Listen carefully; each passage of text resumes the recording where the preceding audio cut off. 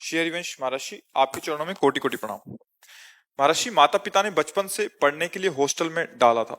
वहां गलत संगति के कारण दोस्ती के साथ गंदी वीडियो देखना और ब्रह्मचर्य का नाश करना सीख लिया। कई सालों तक ऐसा ही चलता रहा।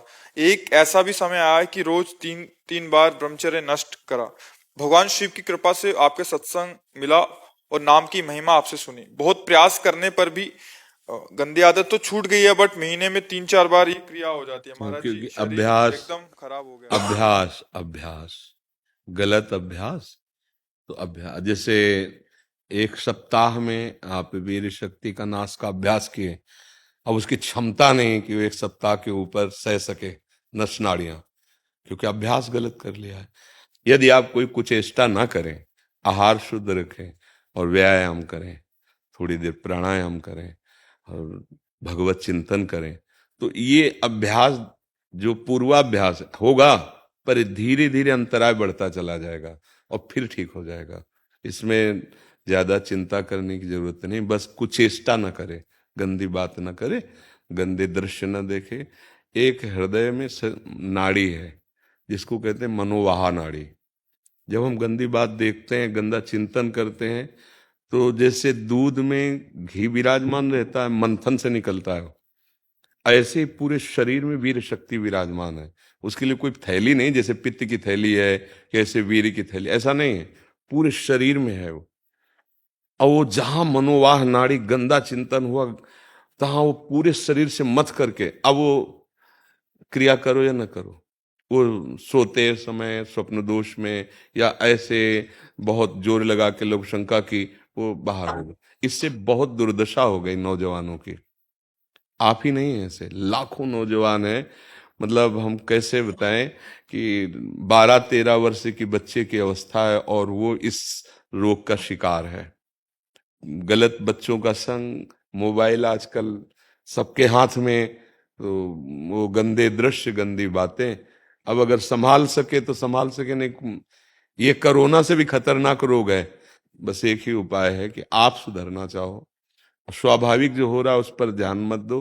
वो अभ्यास है, इसलिए वो नहीं, धीरे धीरे धीरे धीरे अंतराय बढ़ेगा और ठीक हो जाएगा। अगर आप छेड़ोगे नहीं तो धीरे धीरे ठीक हो जाएगा। पर इसके लिए बहुत बहुत क्षमता चाहिए, क्योंकि गलत अभ्यास हो गया है। ये अभ्यास आपके ना चाहने पर भी जबरदस्ती करवा लेगा। अभ्यास है ना, अभ्यास हर चीज का बहुत जोर का होता है। गलत अभ्यास कर लिया तो बहुत बुरा पतन होता है। ये बहुत बुरी स्थिति पैदा करता है। इसे समाज नहीं समझ पा रहे। कई बार इसीलिए आर्त भाव से दुखी होके कहा है कि नौजवान लोग जो इस गंदी आदत में फंसे हैं उसका सपोर्ट हो रहा है। ऐसी फिल्में दिखाई जा रही हैं जिससे सपोर्ट है कि नॉर्मल बात है। ऐसे डॉक्टर कह रहे हैं कि नॉर्मल बात है। टीचर्स भी कहते हैं। आप खुद उन बच्चों से पूछो जो शरीर त्यागने के लिए तैयार हैं, कई बार यहाँ सामने आ चुके हैं। अगर नॉर्मल बात है तो आप हृदय से देखो क्या हो रहा है। अब नए बच्चों की ताकत नहीं रह गई है चिंतन करने की। इतना नकारात्मक सोच आ चुकी है कि जीवन से निराश हो रहे हैं। ये आप कैसे उन मास्टर को कहे, कैसे उन डॉक्टर को कहे, कैसे उन लोगों को कहे कि हमारी नई पीढ़ी को बर्बाद करने के लिए एक ये सपोर्ट वाली बात की नहीं, हाँ नॉर्मल है ये बात। ऐसे कैसे नॉर्मल है? जो जीवनी शक्ति है उसका सर्वनाश किया जा रहा है, नॉर्मल बात है? हमारी तो समझ में आ रही कि कैसे तुम डॉक्टर हो, कैसे तुम मास्टर हो। डॉक्टर और मास्टर का मतलब एक माँ और पिता जैसा प्यार, वो मरीज के लिए, वो अपने विद्यार्थी के लिए। तुम अपने बच्चे का नाश कर रहे हो और कह रहे हो नॉर्मल बात है। अरे उसको 20-25 वर्ष का संयम पूर्वक होने दो, फिर गृहस्थी में जाए, पाणी ग्रहण संस्कार ब्याह आदि करके, तो एक संयम का बर्ताव होता है।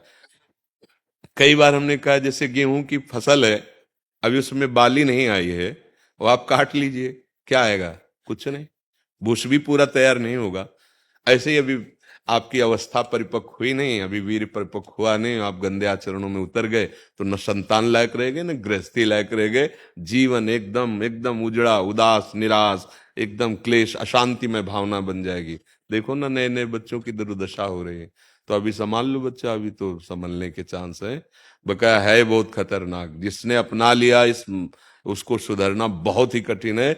भगवान का नाम, भगवान का आश्रय, भक्तों का संग, सोई बच सकता है, नहीं तो बहुत कठिन। छोटे छोटे बच्चे, इसके छोटे छोटे बच्चे शिकार हो रहे हैं।